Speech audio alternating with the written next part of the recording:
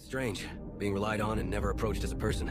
You see it in how people speak to you with caution, how they choose their words carefully. Not because they care how you feel, but because they're measuring what you might do.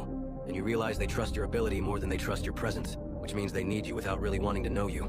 It settles in quietly, the way you're called when something needs to be handled, fixed, decided, or carried, but rarely when nothing is required. And you tell yourself that's just how respect looks.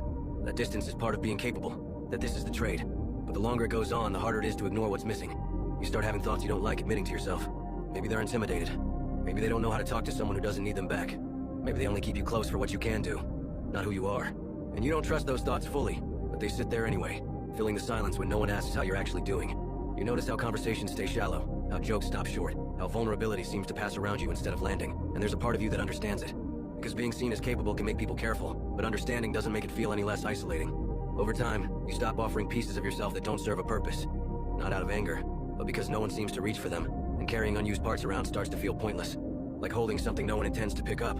You're left in this quiet space, where your strength is acknowledged but your presence isn't. Where you're respected without being known, and you stand there, aware that being feared for what you can do is not the same as being wanted for who you are.